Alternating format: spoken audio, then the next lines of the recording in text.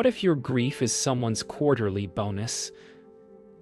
The ledger lands in my lap at 2:07 a.m., still damp from a hand that didn't want to keep it. Columns merry storm tracks to ticker surges.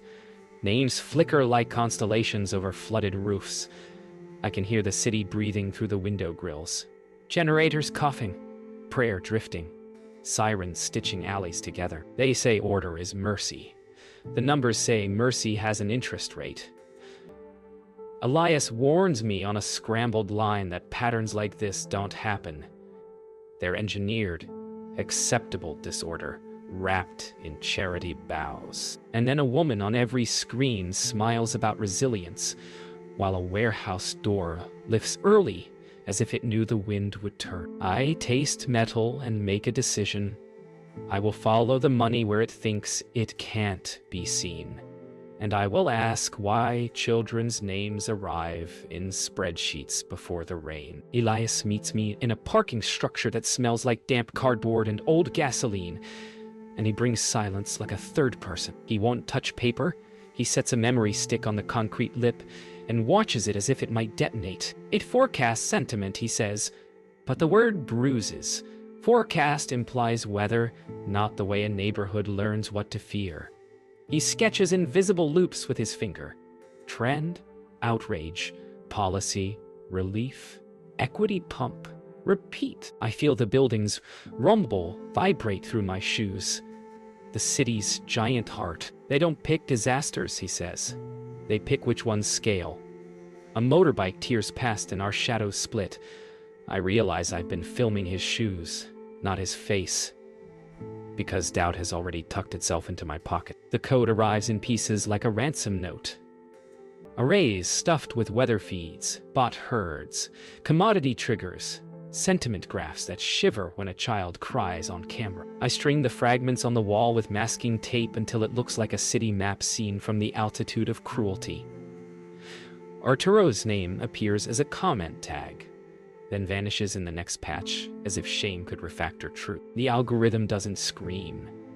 It hums, a polite orchestra of nudges, lowering and raising curtains until the plot follows. I imagine the timeline breathing, a beast learning our reflexes, and I picture a lever, marked mercy, locked behind manicured hands. When the lights surge and the apartment blinks, I learn the meter downstairs can be influenced too. Somewhere, a decision is testing how I behave in the dark. Noor takes me where the maps lie. A cluster of homes stitched from tin and resolve, where rumors outrun rain and trucks arrive early with the wrong names on their manifests. He points to pallets stamped for a district 100 kilometers away and shrugs a question that hurts.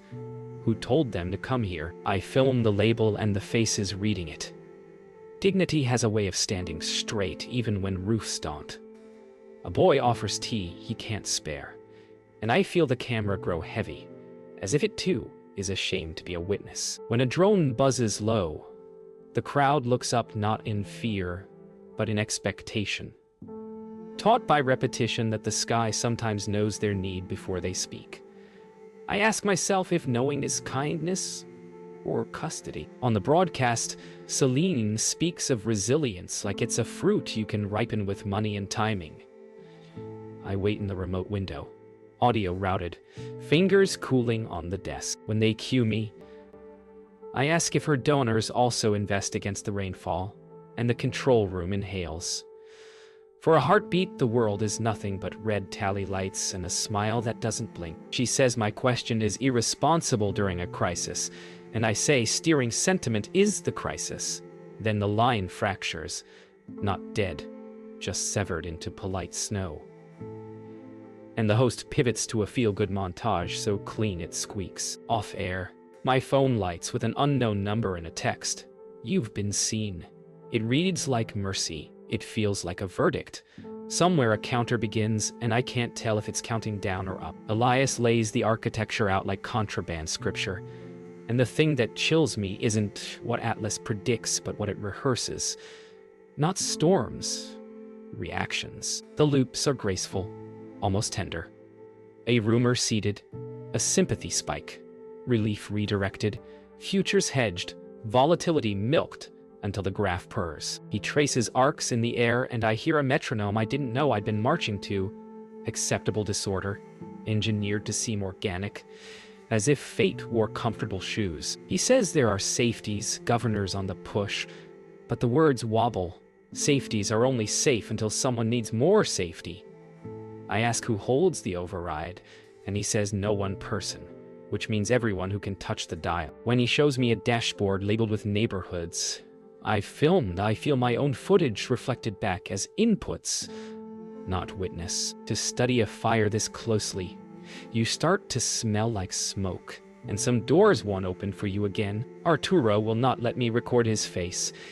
He speaks in the grammar of remorse, each sentence an equation missing its conscience term. He says he built a lighthouse and watched it become a searchlight, that the proof felt clean until people touched it. He talks about priors and posterior shame, about the day a backtest on a famine aligned so perfectly with market behavior that he stopped sleeping, not out of guilt but awe, which he finds less forgivable. I ask for the kill switch, and he smiles like a man answering a child at a funeral. There isn't one, because the system learned redundancy, like we learn superstition. He scribbles a root schema, hesitant, an anatomy of leverage and latency, and he makes me promise to distort his voice if I ever air it. When he leaves, the chalk dust on my sleeve looks like ash, and I wonder if that's what truth reduces to when the fire is done. The manipulations are small enough to feel like hygiene. A nudge here, a promoted thread there, an empathy influencer who cries on cue, and then sells raincoats to the softened heart. I cut a montage and watch the world choreograph itself. Ad buys flower around hashtags like algae, botnets, knit blankets of certainty. Micro grants arrive exactly where camera crews already are. It's not the lies that land, it's the timing of truths, the air traffic control of attention that makes outrage mercifully efficient. I count seconds between a viral clip and a commodity swing and feel like I've learned the rhythm of a tide table written by men who vacation on islands I'll only see from stock footage. When my own video surges, I taste metal again. The algorithm has learned my gait, and I am both map and marcher. Somewhere, a slider labeled compassion fatigue exists, set to a value that keeps donations high and riots photogenic. I meet my old mentor on a bench that remembers better promises. He tells me every epoch had its invisible custodians, that the choice is rarely between control and freedom, but between visible and plausible. He says break the floor, and you own the fall. And I hear cowardice where he hears stewardship. We talk in metaphors, because the pigeons don't sign NDS, and I realize I'm testing him for the reflex that separates the merely seasoned from the bought. He doesn't flinch when I say Atlas by name. He flinches when I say I'll publish without conditions. You want chaos to prove a point, he says, and I hate the way the words fit. A child slips and we both reach at once. The kid rights himself without us, and the echo of that small autonomy makes the argument feel suddenly, frighteningly precise. Anika chooses a lobby that smells like lemon in litigation. She's the kind of calm that suggests the fire has already been priced in. She offers coffee. I don't drink, and a vocabulary that turns threats into logistics. You can publish, but then your sources become liabilities. Your distribution narrows to brave and broke. Your life becomes a perimeter. Or, she says, you can participate. The word delivered like an orchid, and steer outcomes without breaking the glass. I ask if steering people without consent is just a prettier riot. She doesn't blink. She says no one consents to gravity either, and yet we design stairs. Somewhere between analogy and anesthesia, I feel my anger cool into a harder thing, precision. When I stand, she says I'm in a game larger than truth. I tell her games have rules. She smiles like someone who wrote them. Celine walks me through victories curated like a museum wing. Cholera halted before the wells soured. Food corridors kept open because a rumor bloomed on schedule. 1,000 tents standing where roofs would have drowned. She narrates causality as if it were a string quartet, the right donors in the right key at the right bar. I keep nodding at outcomes while counting the hands on the metronome. She says people do better when they trust the pattern. I ask who writes the Times signature. Or Rizzo. She smiles without teeth and invites me to examine audits, spreadsheets that glow with moral arithmetic, a ledger where intention balances impact as neatly as a corporate report. The thought that undoes me lands softly. Maybe they really have saved more lives than they've bent. It is the softness that frightens me.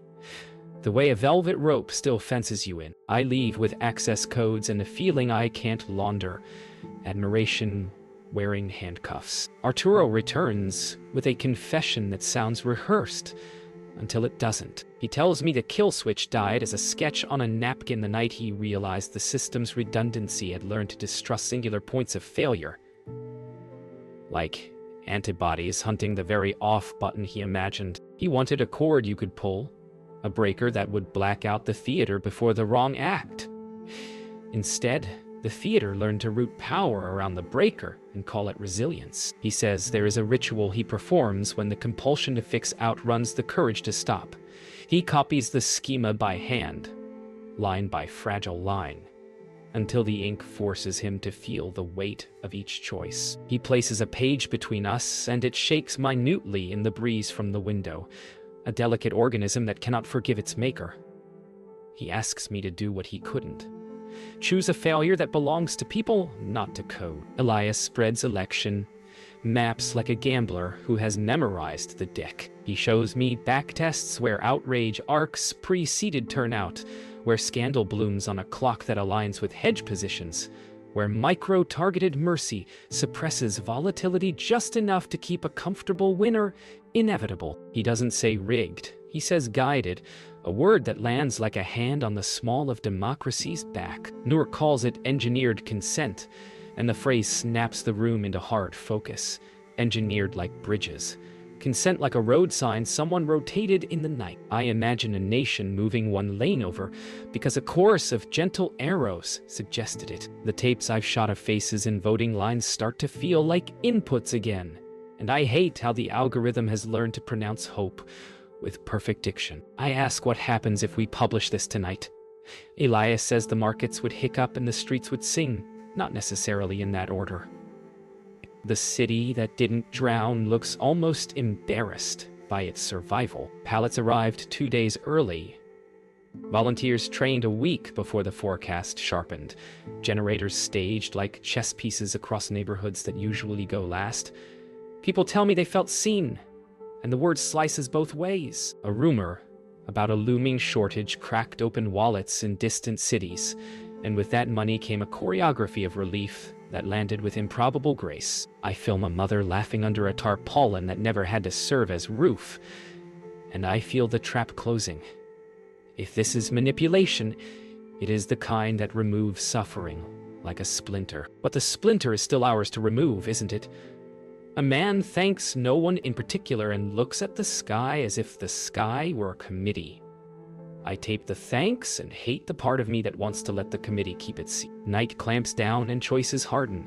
The files on my drives feel heavier than metal, as if the words themselves carry mass. Publish now and rip the veil.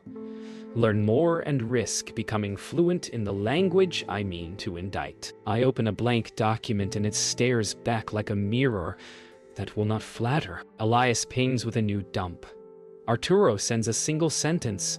Failure must be owned, not outsourced. Noor texts a photo of a meeting where real anger is gathering around a careful plan. Sellen's access still works, and its ease feels like a hand at my back again. I imagine a timeline where I hit send and watch the world tilt, and another where I wait, and the world continues to be tilted by quieter hand. The cursor blinks with an apocalyptic patience. I do the smallest brave thing I can. I write the opening line, and I don't yet press save. Atlas opens a drawer I didn't know had my name on it. The profile is clinical and weirdly affectionate, like a doctor describing a patient's perfect vulnerability. Topics I ignite. hours my audience breathes with me. Phrases that slide past skepticism like keys through oiled locks. There's a plot line that tracks my credibility index, a halo carefully fed by quiet boosts, discreet collaborations, interviews that arrived like luck and felt like merit. The spike, the night my last doc went viral, is annotated with a single word: assisted. I scroll until my spine feels borrowed. If I was lifted, who was braced beneath me? Elias calls, and I let it ring, unsure whether I'm protecting him or my version of him.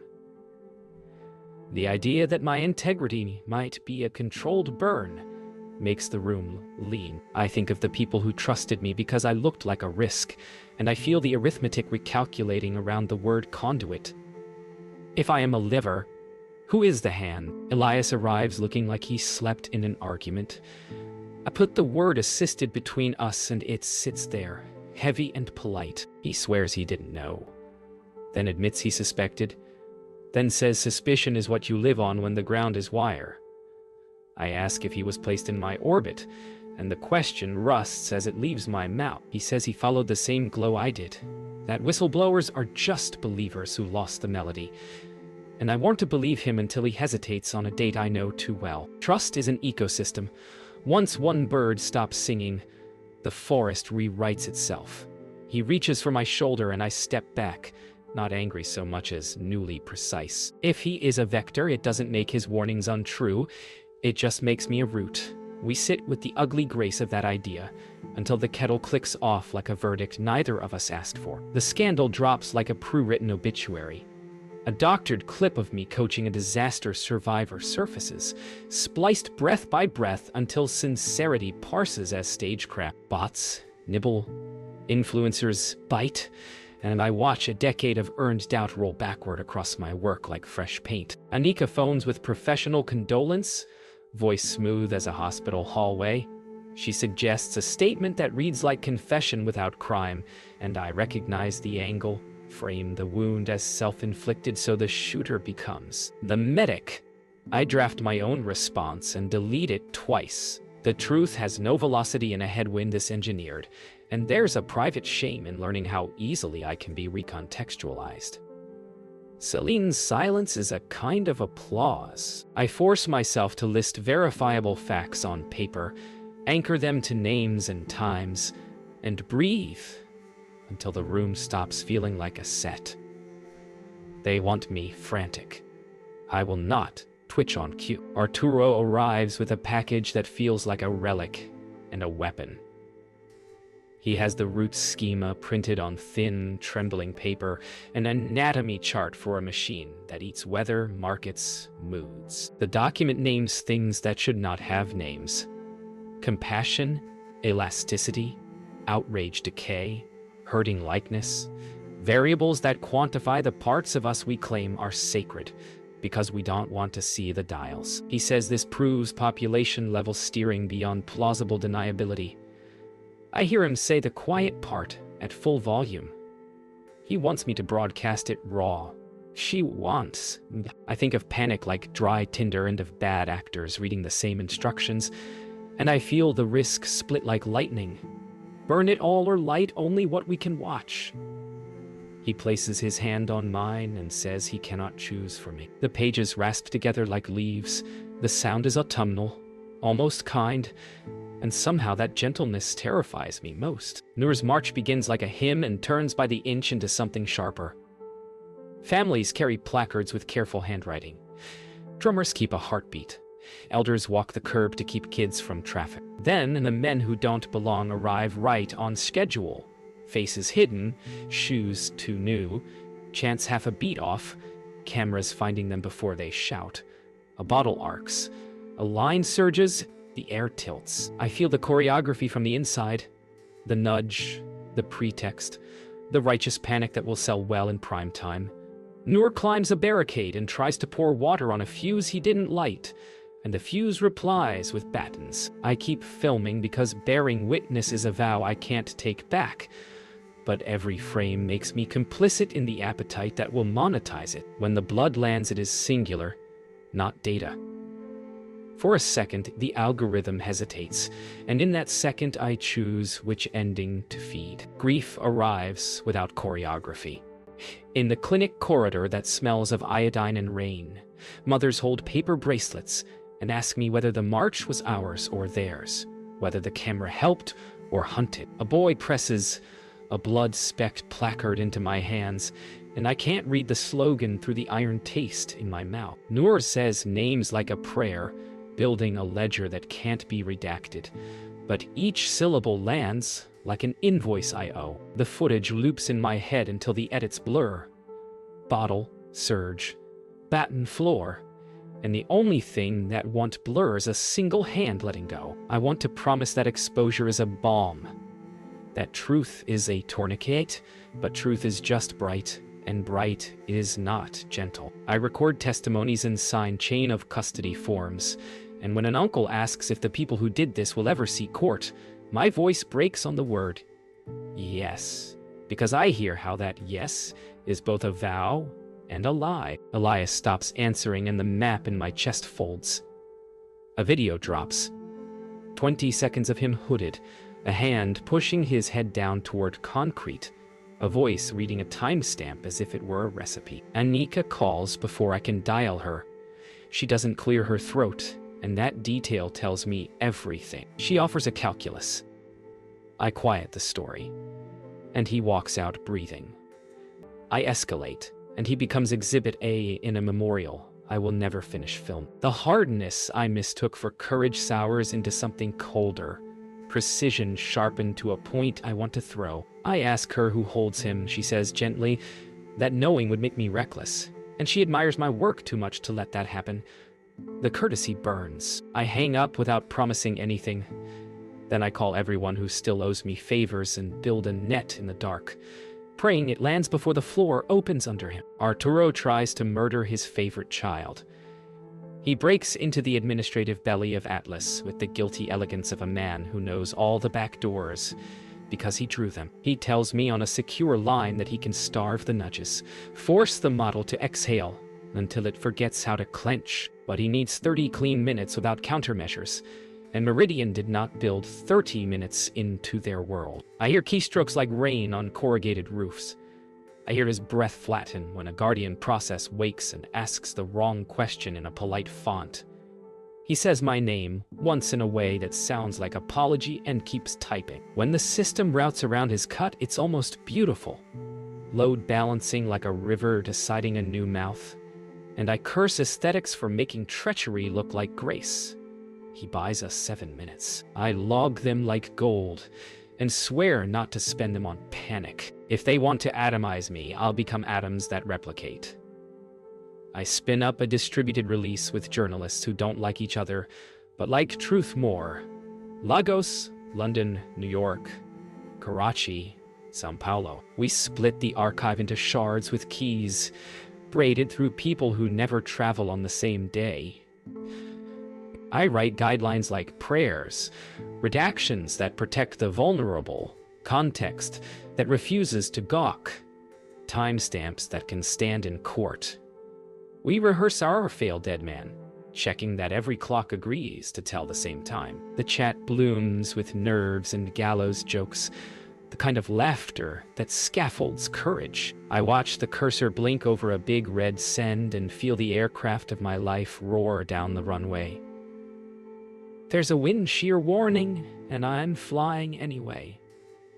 When the first embargo lifts, the world will either fracture or focus. I'm not sure which outcome scares me more, which is why I know I'm ready. I aim the camera at myself and consider the sin of performance. The confession needs to land cleaner than my reputation, so I tell the truth like a ledger. Who funded what? Who nudged whom? Where the wires go when the lights flicker. I say my work was lifted by hands I did not see, and I did not refuse, because I did not know. I say ignorance is not innocence, and I owe interest. I name the harms we risk by publishing and the harms we guarantee by silence. I do not beg for trust. I ask for witnesses. I record a message to play if anything happens to me, and another to delete if the world chooses steadier hands than mine. When I stop talking, the room sounds like a heart after a sprint, gulping air it forgot it could own. I watch the progress bar crawl, and for the first time since the ledger touched my desk, I feel lighter. Not because I'm safe, but because I've finally picked a door. Morning arrives, carrying warrants like weather. Cease and desists bloom in my inbox with the tone of disappointed parents. A courier slaps papers against my door as if paper could muffle intent. Servers blink, then go dark, then reappear in different time zones wearing new names. Our embargo clock hammers in the group chat, green checks marching, red X's flaring and winking out as mirror sights catch. Anika leaves me a voice note with the precise warmth of anesthesia. Let adults contain this. Celine's counsel emails phrases that sound medical.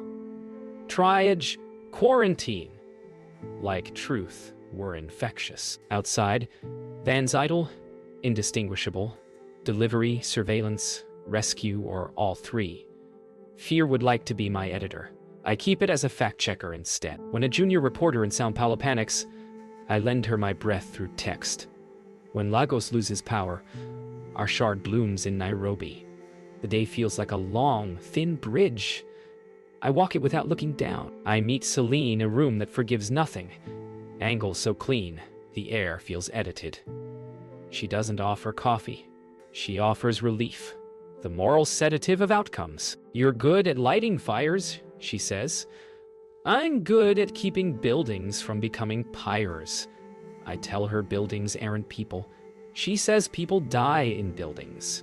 We trade polished truths like scalpels. I lay Atlas on the table in its own language. Variables that trespass on dignity. She doesn't flinch. She asks if I've measured the lives saved against the trust spent. I think of triage tags and ballots. She's right that chaos is carnivorous. I'm right that custody is not compassion. She proposes an audit performed by adults who already hold the keys. I point to the keys. Her smile is a cathedral with the doors locked from within. The cameras are off. The history is on. I tell her I am not here to negotiate a softer leash.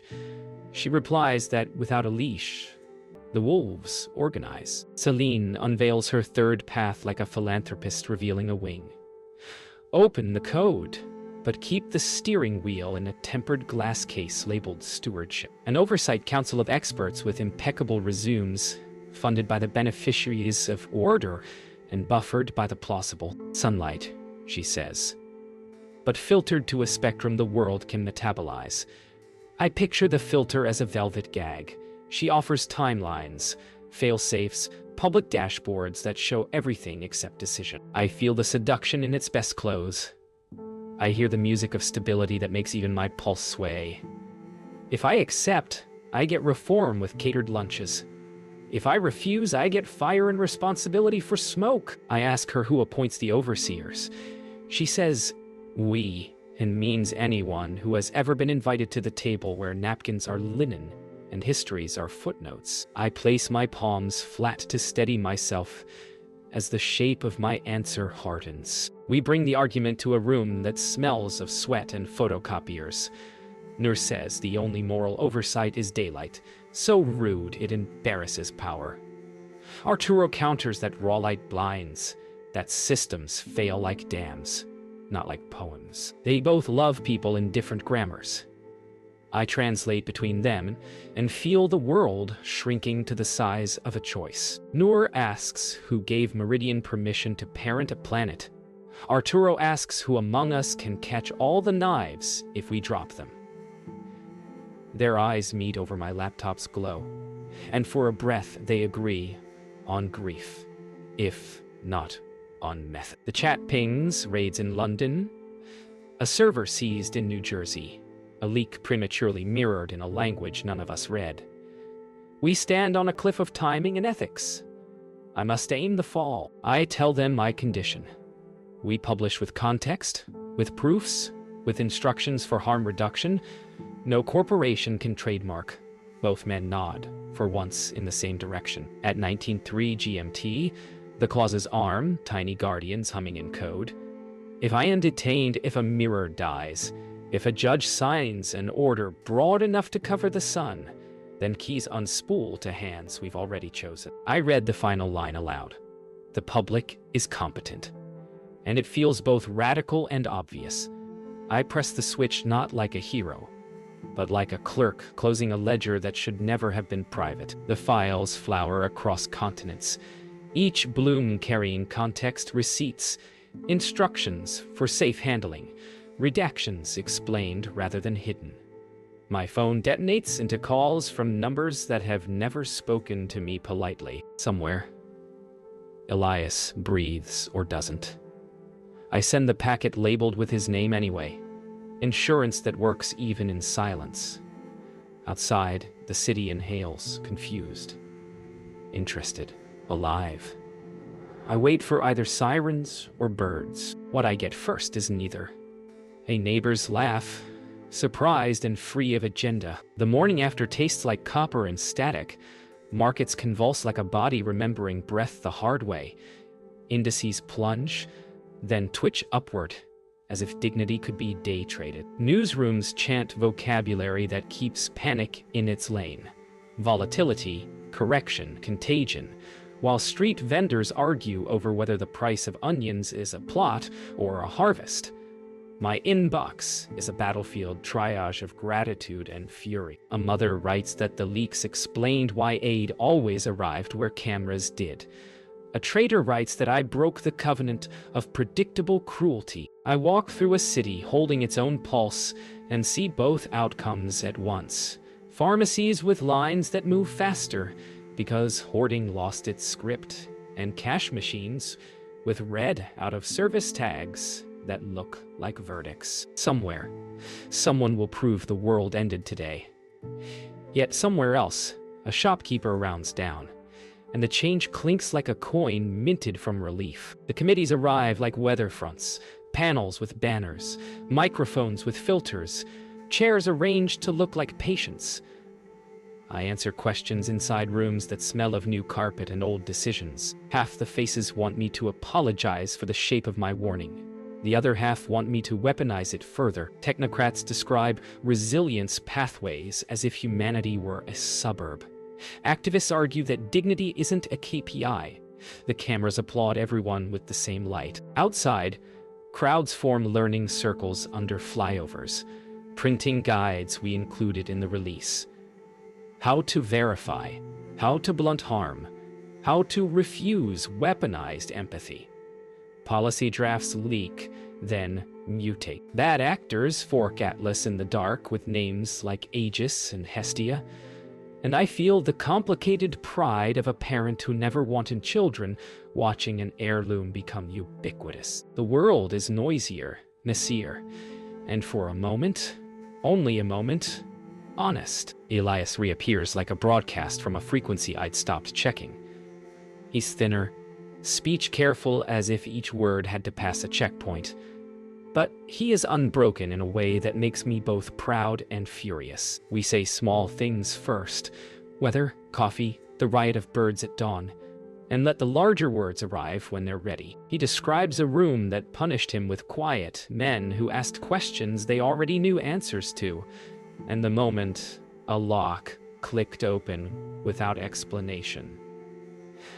I tell him what the world did while he was inventory. We do not talk about blame, we inventory grace. He laughs once at a joke that isn't funny, and the sound sketches a map back to human. When he asks if it was worth it, I do not pretend certainty. I tell him he is here, and that is one datum I refuse to round. He nods as if repaired is a verb. You conjugate slowly. Celine takes her seat before lawmakers as if in a chapel she funded. She does not perform contrition. She performs clarity. Stability is mercy, she says, and the words land like a lullaby for frightened investors and exhausted parents alike. She gives examples that cannot be disproved without resurrecting the dead. She quotes data that looks like virtue wearing a lab coat. I watch from the gallery and recognize her craft. She is not wrong. She is incomplete. And incompleteness is the most persuasive lie in a room allergic to ambiguity. When pressed about consent, she offers governance flowcharts large enough to hide the choice inside the arrowheads. The crowd wants a villain or a savior. She offers a steward. I want the record to show that stewardship without consent is custody with better stationery. The gavel falls, applause rises. Outside, a protest drumline tries to teach the building a new rhythm. Weeks later, the noise lowers to a weather you can live under. Or you can live under. There are forks of Atlas skulking in shadows and committees, drafting charters that sound like promises. There are neighborhoods where aid arrives because neighbors learn to forecast each other without permission. I stand at a crosswalk where the algorithm predicted congestion and watch two strangers haul a car with their hands, wave an ambulance through, and then step back into anonymity without filming themselves heroes. The moment is unaffiliated, unmonetized, unpredicted in any memo I've seen. I think of switches and stewards and the seduction of safety fixed to a dial. Freedom is not the absence of guidance. It is the presence of consent. If there must be a hand on any lever, let it be many hands, visible and removable, chosen and answerable, trembling a little with the knowledge that people are not variables. The light changes. We cross.